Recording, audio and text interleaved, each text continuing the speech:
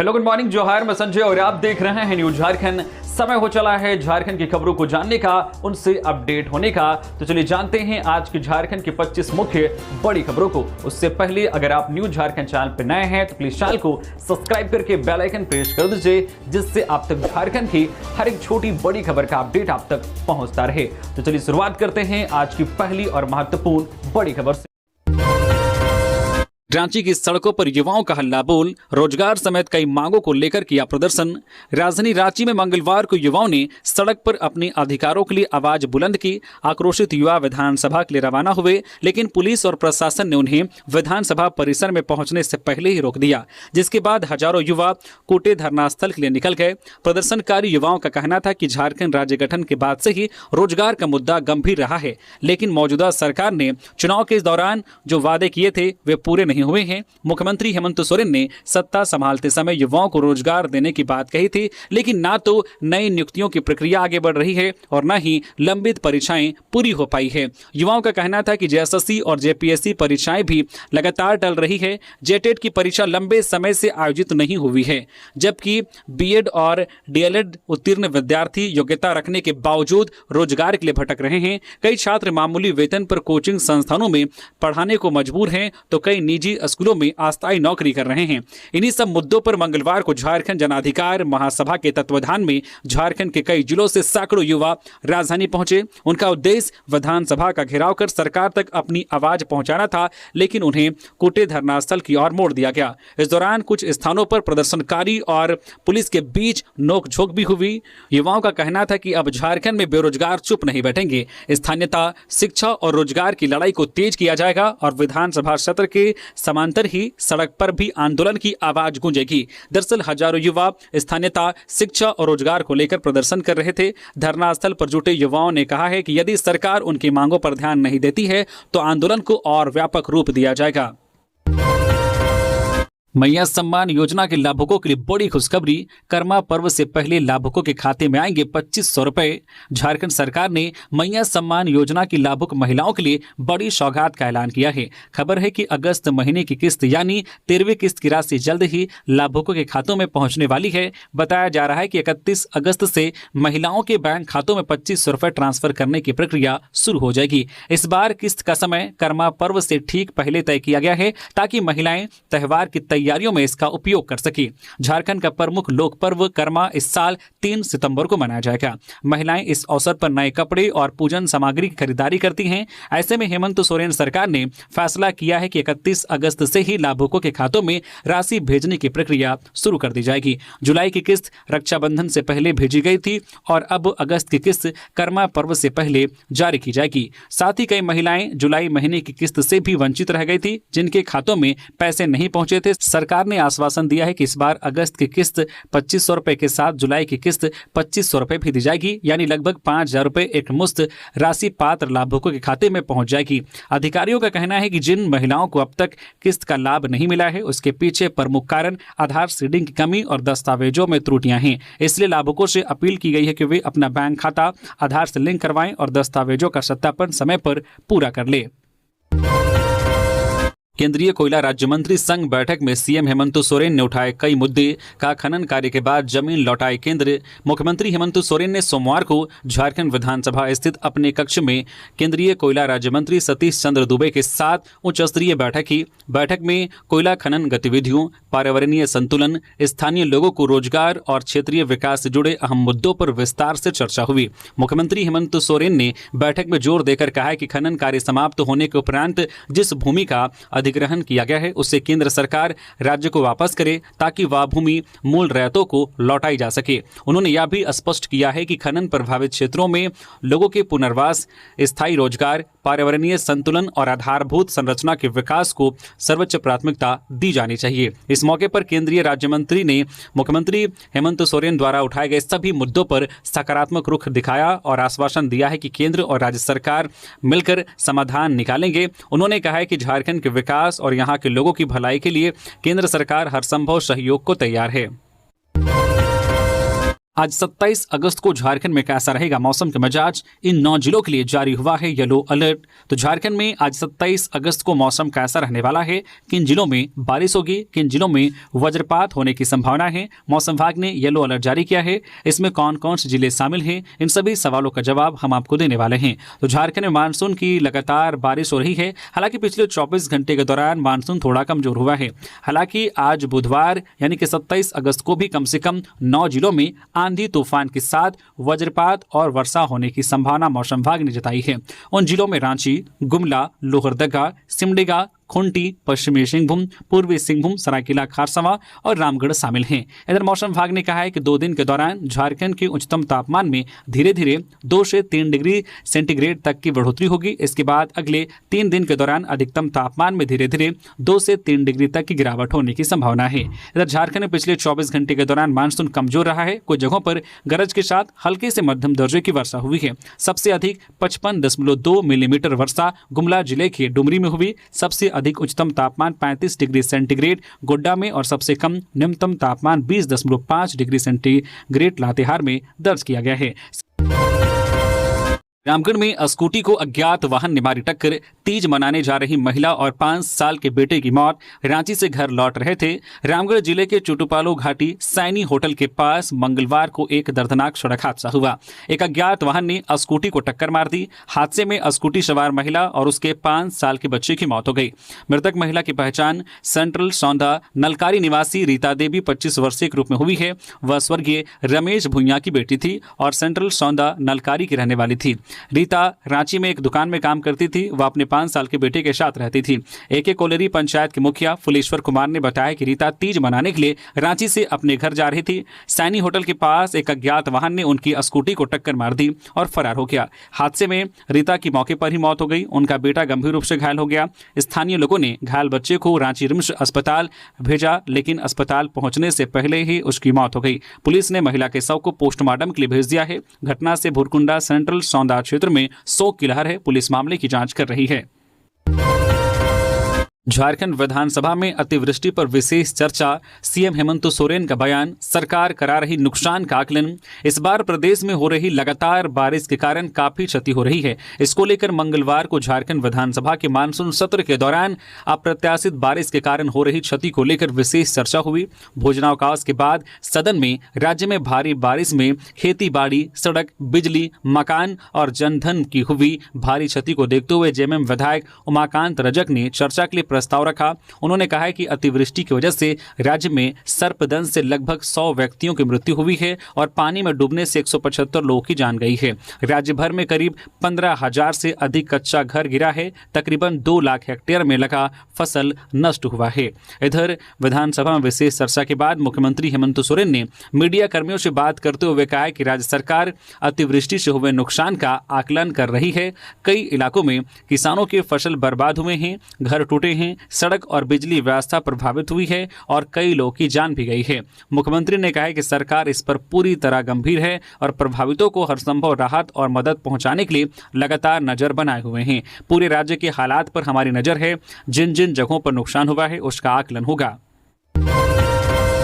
Monsoon सत्र में व्यावसायिक शिक्षण संस्थान शुल्क विनियमन विधेयक पास, मनमाना फीस लेने पर लगेगी लगाम। झारखंड में अब निजी संस्थान इंजीनियरिंग, मेडिकल व मैनेजमेंट सहित अन्य व्यावसायिक पाठ्यक्रमों के लिए मनमानी फीस नहीं वसूल सकेंगे। इसके लिए मंगलवार को झारखंड विधानसभा के मानसून सत्र में झारखंड व्यावसायिक शिक्षण संस्थान शुल्क विनियमन विधेयक 2025 ध्वनिमत से पारित हो गया। भाजपा विधायक नवीन जायसवाल और राज सिन्हा के विरोध और सुझावों का उच्च एवं तकनीकी शिक्षा मंत्री सुदिव्य कुमार सोनू ने सटीक जवाब देकर उन्हें चुप करा दिया। हालांकि विधेयक के कई प्रावधानों पर विपक्ष की आपत्ति थी, लेकिन इन आपत्तियों के बीच सदन ने इस विधेयक को पारित कर दिया। विधेयक पर अब राज्यपाल की स्वीकृति लेनी होगी। इसके बाद व्यावसायिक शिक्षा के लिए संचालित संस्थान मनमाना फीस नहीं ले सकेंगे। साथ ही उन्हें कई तरह की शर्तों का पालन करना होगा। विशाखापट्टनम में फंसे झारखंड के 18 मजदूर, सरकार से लगाई मदद की गुहार। झारखंड से रोजगार की तलाश में दूसरे राज्यों का रुख करने वाले मजदूरों की हालत दिन ब दिन बदतर होती जा रही है। बेहतर जीवन की उम्मीद लेकर घर से निकले ये मजदूर आज दूसरे राज्यों में बंधुआ मजदूरी जैसी स्थिति में जीने को मजबूर हैं। ऐसा ही एक मामला आंध्र प्रदेश के विशाखापट्टनम से सामने आया है, जहां झारखंड के 18 मजदूर पिछले 3 दिनों से बिना वेतन के काम कर रहे हैं। हालत यह है कि अब उनके पास खाने के लिए भी पैसे नहीं हैं और वे पिछले 2 दिनों से भूखे पेट कमरे में बंद हैं।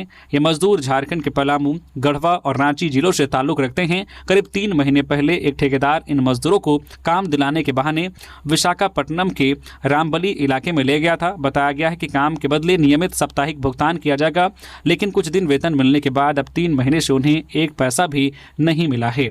इधर इस पूरे मामले पर झारखंड कांग्रेस नेत्री ब्यूटी मंडल ने ट्वीट कर सरकार से तत्काल हस्तक्षेप की मांग की है। उन्होंने लिखा, विशाखापट्टनम में झारखंड के 18 मजदूर पिछले 2 दिनों से भूखे पेट कमरे में बंद हैं। कंपनी ने 3 महीने से वेतन नहीं दिया है, खाने का सामान भी खत्म हो गया है। क्या यही मेहनत कशों का हक है? जो लोग पसीना बहाकर दूसरों का भविष्य संवारते हैं, वही आज अपने ही अधिकारों से वंचित है। झारखंड सरकार और संबंधित प्रशासन से अपील है कि तुरंत संज्ञान ले और मजदूरों को उनका हक और राहत दिलाए। सूर्या हासदा एनकाउंटर, बाबूलाल ने जारी किया न्याय मांग रहे स्कूली बच्चों का वीडियो, कहा सरकार इनका दर्द समझे। नेता प्रतिपक्ष बाबूलाल मरांडी ने झारखंड में हुए सूर्या हासदा एनकाउंटर मामले को लेकर सरकार पर तीखा हमला बोला है। उन्होंने एक वीडियो साझा किया है जिसमें बोरियो प्रखंड के स्कूली बच्चे हाथों में तख्तियां लिए न्याय की मांग कर रहे हैं। वीडियो में साफ दिखता है कि कैसे मासूम बच्चे अपनी टूटती आवाज में सूर्या हासदा के लिए इंसाफ की पुकार कर रहे हैं। बाबूलाल ने ट्वीट में लिखा, न्याय मांग रहे इन बच्चों का दर्द समझ पाना आसान नहीं है। सूर्या हासदा बोरिया के इन बच्चों का भविष्य बेहतर बनाने के लिए काम कर रहे थे, उनकी शिक्षा में योगदान दे रहे थे।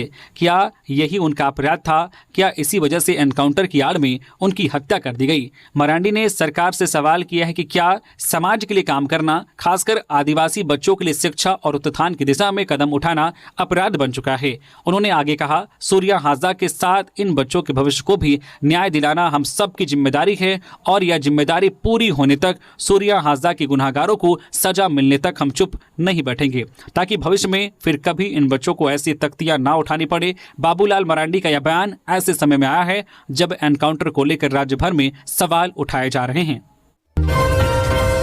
29 और 30 अगस्त को सभी स्कूलों में खेल कूद का होगा आयोजन। 29 अगस्त को पूरे देश में राष्ट्रीय खेल दिवस मनाया जाता है। इसी दिन हॉकी के जादूगर मेजर ध्यानचंद की जयंती भी होती है। इस मौके पर झारखंड शिक्षा परियोजना परिषद ने सभी स्कूलों को निर्देश दिया है कि 29 और 30 अगस्त को खेलकूद प्रतियोगिता और सांस्कृतिक कार्यक्रम आयोजित किए जाएं। इन दोनों दिनों में स्कूलों में बच्चों और शिक्षकों के लिए अलग अलग खेल होंगे, जिनमें दौड़, kabaddi, kho kho, badminton, volleyball, cricket, रस्साकसी से लेकर निबंध, भाषण और चित्रकला तक शामिल हैं। कार्यक्रम का मकसद है बच्चों में खेल भावना, अनुशासन, ईमानदारी और टीम वर्क की आदत डालना और उन्हें स्वस्थ जीवन के लिए प्रेरित करना। धनबाद के तोपचांची में मिट्टी का घर गिरने से दबकर महिला की मौत। धनबाद जिले के तोपचांची थाना क्षेत्र के नेरो पंचायत में मंगलवार को मिट्टी का घर गिरने से एक महिला की मौत हो गई। मिली जानकारी के अनुसार मिट्टी का घर अचानक धस जाने से अंदर खाना बना रही महिला बिस्नी देवी 40 वर्षीय मलबे में दब गई। ग्रामीणों ने आनन फानन में उसे बाहर निकाला और गंभीर हालत में SNMMCH पहुंचाया। वहां इलाज के दौरान महिला ने दम तोड़ दिया। इस हादसे से परिवार पर दुखों का पहाड़ टूट गया है। ग्रामीणों के अनुसार बिस्नी देवी लंबे समय से पक्का मकान की आस लगाई हुई थी। उसने अबुआ आवास योजना के तहत आवास के लिए आवेदन भी दिया था, लेकिन उसे अभी तक लाभ नहीं मिल पाया था। मजबूरी में मिट्टी के पुराने घर में ही रह रही थी, जो अंततः उसकी मौत का कारण बन गई। पूरे झारखंड में हर्षोल्लास के साथ किया गया हरतालिका तीज व्रत। गिरिडीह सहित पूरे झारखंड में मंगलवार को हरतालिका तीज का पर्व सुहागिन महिलाओं ने पूरे श्रद्धा और उत्साह के साथ मनाया। पति की लंबी आयु और वैवाहिक सुख समृद्धि की कामना के लिए महिलाओं ने निर्जला व्रत रखकर भगवान शिव और माता पार्वती की पूजा अर्चना की। सुबह से ही महिलाएं व्रत की तैयारियों में जुटी रही। कई सुहागिन महिलाओं ने घरों में तो कई मंदिरों में जाकर भगवान शिव, माता पार्वती, भगवान गणेश और भगवान कार्तिक की आराधना करती नजर आई। वैदिक मंत्रोच्चार के बीच 16 श्रृंगार के साथ पारंपरिक विधि विधान से पूजा संपन्न हुई। पूजा के दौरान तीज व्रत की कथा का श्रवण किया गया। खासकर नवविवाहितों में इस पर्व का विशेष उत्साह देखने को मिला। दामोदर नदी में गश्त के दौरान हवलदार की मौत, पैर फिसलने से तेज धार में बहे। एनडीआरएफ ने 24 घंटे बाद शव निकाला। बोकारो में अमलाबाद ओपी के हवलदार मधुसूदन प्रसाद यादव की दामोदर नदी में डूबने से मौत हो गई। सोमवार सुबह 11:30 बजे धोबी घाट इलाके में गश्त के दौरान यह हादसा हुआ। हवलदार का पैर फिसल गया और वह नदी की तेज धार में बह गए। मौके पर मौजूद लोगों ने बचाने की कोशिश की, लेकिन सफलता नहीं मिली। स्थानीय पुलिस ने तुरंत गोताखोरों को बुलाया। दोपहर 3:30 बजे गोताखोर टीम पहुंची, पर शाम तक कोई सफलता नहीं मिली। इधर मंगलवार सुबह एनडीआरएफ की टीम ने शव को बरामद कर लिया। 54 वर्षीय हवलदार यादव झारखंड के गिरिडीह जिले के चक गांव के निवासी थे। वे अपने व्यवहार और कर्तव्य निष्ठा के लिए जाने जाते थे। शव को पोस्टमार्टम के लिए भेज दिया गया है।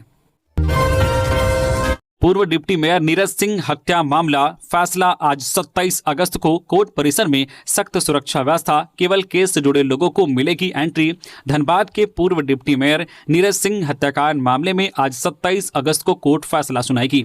मामले की संवेदनशीलता को देखते हुए कोर्ट परिसर को पुलिस छावनी में बदल दिया गया है। वर्ष 2017 में नीरज सिंह और उनके 3 समर्थकों की गोली मारकर हत्या कर दी गई थी। यह मामला पिछले 8 साल से अदालत में विचाराधीन है। इस हत्याकांड ने धनबाद और झारखंड की राजनीति में हलचल मचा रखी है। धनबाद एसएसपी प्रभात कुमार ने सुरक्षा व्यवस्था का जायजा लिया है। पुलिस लाइन और धनबाद थाना से अतिरिक्त बल तैनात किया गया है। कोर्ट परिसर के चारों ओर बैरिकेडिंग की गई है। केवल केस से जुड़े पक्षकार और उनके अधिवक्ताओं को ही प्रवेश की अनुमति होगी। आम लोगों का प्रवेश प्रतिबंध रहेगा। रिम्स 2 विवाद पर पूर्व सीएम चंपई सोरेन का बड़ा बयान, आदिवासियों पर दर्ज एफआईआर वापस ले, नहीं तो पूर्व मुख्यमंत्री चंपई सोरेन का बड़ा बयान सामने आया है। मंगलवार को विधानसभा में सत्र के दौरान पूर्व सीएम ने राज्य सरकार पर जमकर हमला बोला है। उन्होंने मंत्री इरफान अंसारी को करारा जवाब देते हुए कहा है कि रिम्स 2 के निर्माण को लेकर विरोध प्रदर्शन करने वाले सभी लोग आदिवासी थे, कोई भी बाहरी इसमें शामिल नहीं था। बता दें कि मंत्री इरफान अंसारी ने बीजेपी पर बाहरियों को बुलाकर रिम्स 2 निर्माण कार्य का विरोध करने का आरोप लगाया था। पूर्व सीएम ने करारा जवाब देते हुए तंज कसा है कि अगर वो सभी लोग बाहरी थे तो क्या सभी बांग्लादेश से आए थे क्या। आगे उन्होंने कहा कि लाखों जनता के बीच जनता की अदालत लगाया जाएगा। उन्होंने हेमंत सरकार को सख्त हिदायत देते हुए कहा कि रिम्स 2 निर्माण कार्य के विरोध प्रदर्शन में शामिल सभी एफआईआर वापस ले, वरना आदिवासियों को तंग करने से ST/SC एक्ट लगता है। बेवजह आदिवासियों पर एफआईआर लगाकर सरकार उनको डराना चाहती है। हजारीबाग के बड़कागांव के आंदोलन की धमक पहुंची दिल्ली। क्या है आखिर कट ऑफ डेट का राज? बड़कागांव इन दिनों आंदोलन के कारण पूरे राज्य में सुर्खियों में है। स्थिति यह बन गई है कि हजारीबाग सांसद मनीष जायसवाल ने एनटीपीसी के वरीय पदाधिकारी और उससे जुड़े केंद्रीय मंत्री से भी मुलाकात कर समस्या का समाधान करने की बात कही है। दूसरी ओर कट ऑफ डेट बदलने की मांग को लेकर 10 जून से ही युवा विस्थापित संघर्ष मोर्चा अनिश्चितकालीन धरने पर है। हजारीबाग का बड़कागांव कोल उत्खनन के लिए पूरे देश भर में जाता है। एनटीपीसी कोल उत्खनन कर देश के कई राज्यों को बिजली उत्पन्न करने के लिए कोयला उपलब्ध करा रही है। यहां मुआवजा और कट ऑफ डेट को लेकर युवा संघर्ष भी कर रहे हैं। युवा विस्थापित संघर्ष मोर्चा के नेतृत्व में कट ऑफ डेट विस्थापन तिथि को आगे बढ़ाने, विस्थापन की राशि वर्तमान दरों से देने और विस्थापित युवाओं को रोजगार में प्राथमिकता देने की मांगों को लेकर कई महीनों से आंदोलन किया जा रहा है। यह आंदोलन 10 जून 2025 से अनिश्चितकालीन धरने के रूप में शुरू हुआ था, जो अब तक जारी है। विस्थापितों का कहना है कि 2016 की कट ऑफ डेट मान्य नहीं है। जिस दिन से उनके गांव को विस्थापित किया गया है उसी दिन को कट ऑफ डेट माना जाए। विस्थापितों की मांग है कि 18 वर्ष से ऊपर के सभी युवाओं को एकल परिवार माना जाए। विस्थापितों की मांग है कि उन्हें मिलने वाली एक मुश्त मुआवजे की राशि वर्तमान दरों के अनुसार दी जाए। विस्थापित होने वाले युवक युवतियों को परियोजना में नौकरी में प्राथमिकता दी जाए। हजारीबाग के सांसद मनीष जायसवाल ने मानसून सत्र के दौरान दिल्ली में एनटीपीसी के वरीय पदाधिकारी और संबंधित केंद्रीय मंत्री से भी मुलाकात कर स्थिति से अवगत करा है। बड़कागांव के आंदोलन की धमक अब दिल्ली तक पहुंच चुकी है। बहरहाल कट ऑफ डेट को लेकर क्या फैसला लिया जाता है, इस पर सभी की निगाहें टिकी हुई है। लातेहार में प्राचीन पहाड़ी मंदिर में चोरी, हनुमान जी की चांदी की आंख ले गए चोर। लातेहार जिले के बरवाडी के प्राचीन पहाड़ी मंदिर में फिर चोरी की घटना हुई है। चोरों ने सोमवार की देर रात मंदिर में घुसकर ऊपरी तल पर स्थित हनुमान जी की प्रतिमा से चांदी की दोनों आंखें निकाल ली और फरार हो गए। मंगलवार को श्रद्धालु सुबह जब पूजा करने मंदिर पहुंचे तो प्रतिमा को क्षतिग्रस्त देख दंग रह गए। सूचना मिलते ही स्थानीय लोग व मंदिर समिति के सदस्य मौके पर पहुंचे। लोग काफी आक्रोशित दिखे। सूचना मिलते ही बरवाडी अनुमंडल पुलिस पदाधिकारी भरत सतनाम थाना प्रभारी अनूप कुमार दलबल के साथ मंदिर पहुंचे और गहनता से जांच शुरू कर दी। पुलिस पदाधिकारियों ने दावा किया है कि बहुत जल्द मामले का खुलासा करते हुए चोरों को गिरफ्तार कर लिया जाएगा। इधर ग्रामीणों का कहना है कि मंदिरों और घरों में चोरी की घटनाएं बढ़ गई है, पुलिस उदासीन बनी हुई है। पुलिस अभी तक किसी भी मामले का खुलासा नहीं कर पाई है। चोर बरवाडी पुलिस प्रशासन को चुनौती देकर लगातार वारदातों को अंजाम दे रहे हैं। जेएससीए स्टेडियम का नामकरण दिशोम गुरु शिबू सोरेन के नाम पर करने की मांग। झारखंड मुक्ति मोर्चा के केंद्रीय प्रवक्ता व पूर्व विधायक कुणाल सारंगी ने कहा है कि जिस तरह अहमदाबाद स्थित मोटेरा क्रिकेट स्टेडियम का नाम देश के प्रधानमंत्री नरेंद्र मोदी जी के नाम पर रखा गया है, उसी तरह झारखंड राज्य क्रिकेट संघ जेएससीए स्टेडियम का नामकरण झारखंड के जनक दिशोम गुरु शिबू सोरेन जी के नाम पर होना चाहिए। उन्होंने कहा कि शिबू सोरेन का योगदान केवल झारखंड तक सीमित नहीं बल्कि देश के सामाजिक, राजनीतिक और सांस्कृतिक परिप्रेक्ष्य में भी स्मरणीय है। ऐसे में अंतर्राष्ट्रीय स्तर पर उन्हें सम्मान दिलाने के लिए रांची स्थित जेएससीए स्टेडियम को उनके नाम पर किया जाना चाहिए। गिरिडीह में ज्वेलरी शॉप पर डकैती की योजना नाकाम। रेलवे स्टेशन से 5 अंतर्राज्यीय अपराधी गिरफ्तार, देसी कट्टा और गैस कटर बरामद। गिरिडीह पुलिस ने एक बड़ी डकैती को टालते हुए 5 अंतर्राज्यीय अपराधियों को गिरफ्तार किया है। एसपी डॉक्टर विमल कुमार को मिली गुप्त सूचना के आधार पर कार्रवाई की गई। जमुआ थाना क्षेत्र में डकैती की योजना की सूचना मिलने पर खोरी महुआ के एसडीपीओ राजेंद्र प्रसाद के नेतृत्व में विशेष टीम गठित की गई। टीम ने जमुआ रेलवे स्टेशन के पास अभियान चलाया। पुलिस को देखकर 8 संदिग्ध भागने लगे। इनमें से 5 को पकड़ लिया गया जबकि 3 फरार हो गए। पूछताछ में पता चला है कि गिरोह जमुआ चौक स्थित केडी ज्वेलर्स में डकैती की योजना बना चुका था। पुलिस गश्त देखकर वे रेलवे स्टेशन की तरफ भाग गए थे। अपराधियों से 1 देसी कट्टा, 3 जिंदा कारतूस, 5 मोबाइल फोन, 1 सब्बल, 1 गैस कटर और 2 मोटरसाइकिल बरामद हुए हैं। जमुआ थाने में बीएनएस 2023 और आर्म्स एक्ट के तहत मामला दर्ज किया गया है। पुलिस के अनुसार पकड़ा गया यह गिरोह अंतर्राज्यीय है और इन पर पहले से कई आपराधिक मामले दर्ज हैं। कोडरमा जिले में भी यह गिरोह डकैती की एक बड़ी वारदात को अंजाम दे चुका है। गिरिडीह पुलिस अब फरार तीनों अपराधियों की गिरफ्तारी के लिए सघन छापेमारी कर रही है। गिरिडीह पुलिस की इस कार्रवाई से न सिर्फ जिले को एक बड़ी वारदात से बचा लिया गया बल्कि अंतर्राज्यीय अपराधी गिरोह की कमर तोड़ने का भी काम किया है। हाथी मानव संघर्ष रोकने के लिए चाकुलिया में लॉन्च होगा अबुआ हाथी ऐप। झारखंड के पूर्वी सिंहभूम जिला स्थित चाकुलिया की पहचान अब जंगली हाथियों से होती है। पश्चिम बंगाल और ओडिशा से सटा चाकुलिया जंगली हाथियों का बसेरा बन चुका है। इससे किसानों, व्यवसायियों के साथ साथ आम जनजीवन भी प्रभावित होता रहा है। वन विभाग का मानना है कि हाथियों को खदेड़कर जो है निर्जन स्थान तक सीमित रखना अब संभव नहीं है। फिर भी हाथी मानव संघर्ष रोकने के लिए वन विभाग लगातार प्रयासरत है। इस क्रम में अब चाकुलिया वन क्षेत्र जंगली हाथियों पर नजर रखने के लिए अबुआ हाथी ऐप लॉन्च करने जा रही है। इसकी शुरुआत अगले हफ्ते चाकुलिया में होगी। इसकी जानकारी डीएफओ सबा आलम अंसारी ने दी। उन्होंने बताया कि इस ऐप के माध्यम से जंगली हाथियों पर नजर रखी जाएगी। जिस स्थान पर जंगली हाथी मौजूद रहेंगे वहां से 8 से 10 किलोमीटर के रेडियस में रहने वाले लोगों के मोबाइल पर मैसेज मिलना शुरू हो जाएगा। ऐसा होने पर लोग सतर्क रहेंगे और हाथियों से मुठभेड़ नहीं होगी। भाषा पद में रिजल्ट की मांग को लेकर आलिम अभ्यर्थियों ने किया घेराव। झारखंड कर्मचारी चयन आयोग द्वारा सहायक आचार्य नियुक्ति में मदरसा आलिम प्रशिक्षित अभ्यर्थियों का रिजल्ट जारी करने की मांग को लेकर आंदोलन शुरू हो गया है। झारखंड छात्र संघ के बैनर तले मंगलवार को अभ्यर्थियों ने अल्पसंख्यक आयोग के उपाध्यक्ष शमशेर आलम के हिंदपीढ़ी स्थित आवास का घेराव किया। एस अली के नेतृत्व में अभ्यर्थियों ने आवास के समक्ष प्रदर्शन किया, सरकार के खिलाफ नारेबाजी की। करीब 1 घंटे तक प्रदर्शन के बाद अभ्यर्थियों ने आयोग के उपाध्यक्ष को एक ज्ञापन सौंपा। अध्यक्ष एस अली ने बताया है कि झारखंड कर्मचारी चयन आयोग लगातार मनमानी कर रहा है, जबकि झारखंड सरकार के निर्देश पर ही जैक द्वारा आलिम फाजिल की परीक्षा आयोजित की जाती है जो स्नातक एवं स्नातकोत्तर के समकक्ष है। वही आलिम प्रशिक्षित और टेट डिग्री के आधार पर अभ्यर्थी सहायक आचार्य नियुक्ति परीक्षा में उत्तीर्ण हुए हैं, लेकिन जेएसएससी ने रिजल्ट लटका कर रखा है, जबकि पूर्व में इसी डिग्री के आधार पर मिडिल स्कूल और हाई स्कूल में उर्दू शिक्षक पद पर बहाल हुए हैं। उपाध्यक्ष ने जल्द रिजल्ट जारी करने का इधर आश्वासन दिया है। झारखंड राज्य विद्युत नियामक आयोग के नए अध्यक्ष बने नवनीत कुमार, राज्यपाल ने दिलाई शपथ। झारखंड के राज्यपाल संतोष कुमार गंगवार ने मंगलवार को राजभवन के दरबार हॉल में आयोजित विशेष समारोह में झारखंड उच्च न्यायालय के सेवानिवृत्त न्यायाधीश नवनीत कुमार को झारखंड राज्य विद्युत नियामक आयोग के अध्यक्ष पद की शपथ दिलाई। इस अवसर पर मुख्यमंत्री हेमंत सोरेन भी उपस्थित थे। शपथ ग्रहण के बाद राज्यपाल और मुख्यमंत्री ने नवनीत कुमार को इस नई जिम्मेदारी के लिए बधाई और शुभकामनाएं दी। 32 पुड़िया ब्राउन शुगर के साथ 2 युवक गिरफ्तार, 9,970 रुपए नगद, एक वेट मशीन और 2 मोबाइल फोन जब्त। गुमला पुलिस ने नशीली पदार्थों की तस्करी के खिलाफ बड़ी कार्रवाई की है। टोटो बीट पुलिस ने 2 तस्करों को गिरफ्तार किया है। आरोपी शहनवाज आलम उर्फ राजा और राजा प्रजापति है। पुलिस को गुप्त सूचना मिली थी कि टोटो के हरिजन मोहल्ले में राजा प्रजापति के घर से ब्राउन शुगर की खरीद बिक्री हो रही है। एसपी के निर्देश पर गुमला थाना प्रभारी महेंद्र कुमार करमाली ने टीम के साथ छापेमारी की। पुलिस को देखकर दोनों आरोपी भागने की कोशिश कर रहे थे। जवानों ने उन्हें पकड़ लिया। तलाशी में आरोपियों के पास से 32 पुड़िया ब्राउन शुगर बरामद हुई है। इसके अलावा 9,970 रुपए नगद, एक वेट मशीन और 2 मोबाइल फोन भी जब्त किए गए हैं। गिरिडीह में चलती मालगाड़ी से पहिया हुआ अलग, मचा हड़कंप, टला बड़ा हादसा।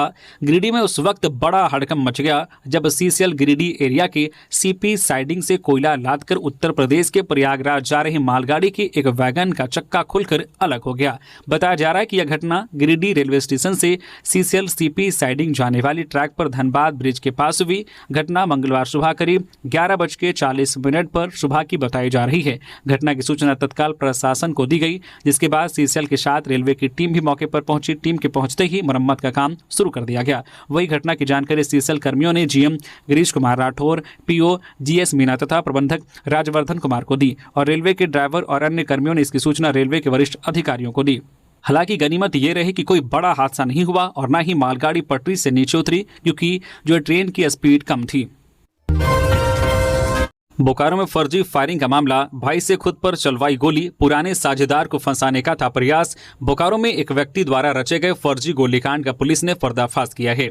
एसपी हरविंदर सिंह ने बताया कि 23 अगस्त को सेक्टर 12 थाना क्षेत्र में हुई इस घटना में अभिषेक प्रताप सिंह ने अपने चचेरे भाई मंदिर कुमार सिंह के साथ मिलकर साजिश रची थी। अभिषेक ने 23 अगस्त की रात करीब 8:25 पर थाने में सूचना दी थी। उसने बताया कि जब वो अपने क्वार्टर से उतर रहा था तब एक मोटरसाइकिल सवार ने उस पर गोली चलाई। घटनास्थल से पुलिस को 7.62 mm बोर का एक खोखा मिला था। अभिषेक ने पुराने लेन देन विवाद का हवाला देते हुए अपने पूर्व कारोबारी साझेदार चंद्रभूषण ओझा और उनकी पत्नी अर्चना ओझा पर आरोप लगाया था। डीएसपी नगर आलोक रंजन के नेतृत्व में गठित विशेष टीम की जांच में यह साजिश उजागर हुई। पुलिस ने दोनों आरोपियों को गिरफ्तार कर लिया। उनके पास से एक देसी लोडेड पिस्टल, 19 जिंदा गोली, एक खोखा, काली पल्सर मोटरसाइकिल और 2 मोबाइल फोन बरामद किए गए हैं। रांची से अब भुवनेश्वर, विशाखापत्तनम, इंदौर, गुवाहाटी और त्रिवेंद्र के लिए फ्लाइट सेवा 1 सितंबर से शुरू होगी। एयर इंडिया एक्सप्रेस ने रांची से अपनी विमान सेवा का विस्तार करते हुए यात्रियों के लिए एक और राहत की खबर दी है। अब रांची एयरपोर्ट से भुवनेश्वर, विशाखापत्तनम, इंदौर, गुवाहाटी और त्रिवेंद्र जैसे शहरों के लिए हवाई सेवा शुरू होने जा रही है। यह ट्रांजिट एयर सेवा 1 सितंबर से शुरू होगी। एयरपोर्ट निदेशक आर मौर्य ने बताया है कि रांची से उड़ान भरने वाले विमान विभिन्न बड़े शहरों के माध्यम से इन गंतव्यों तक पहुंचेंगे। जैसे भुवनेश्वर के लिए विमान मुंबई होकर जाएगा, इंदौर के लिए विमान दिल्ली से होकर, गुवाहाटी और त्रिवेंद्र के लिए उड़ानें बैंगलोर के रास्ते जाएंगी। इसके साथ ही इन रूट्स पर विमानों के शेड्यूल में थोड़ा बदलाव किया गया है, जिससे यात्रियों को और बेहतर कनेक्टिविटी मिल सकेगी। एयर इंडिया एक्सप्रेस के सूत्रों के मुताबिक इधर रांची से गोवा के लिए उड़ान सेवा की तैयारी अंतिम चरण में है। बीते 15 दिनों से इसका ट्रायल चल रहा है, लेकिन कुछ तकनीकी कारणों से यह सेवा 1 सितंबर से शुरू नहीं की जा सकेगी। हालांकि सितंबर माह के भीतर सेवा शुरू होने की पूरी संभावना है। यह विमान भी मुंबई होकर गोवा जाएगा। सूर्या हाजदा के श्राद्ध क्रम में शामिल हुए चंपाई सोरेन, परिजनों को हर संभव सहायता का भरोसा दिया। चंपाई सोरेन मंगलवार को गोड्डा जिले के ललमटिया पहुंचे, जहां उन्होंने हाल ही में एनकाउंटर में मारे गए युवा समाज सेवी सूर्या हाजदा के श्राद्ध क्रम में भाग लिया। उन्होंने दिवंगत आत्मा की शांति के लिए मरांग गुरु से प्रार्थना की और परिजनों को इस कठिन समय में हर संभव सहायता व न्याय दिलाने का भरोसा दिलाया।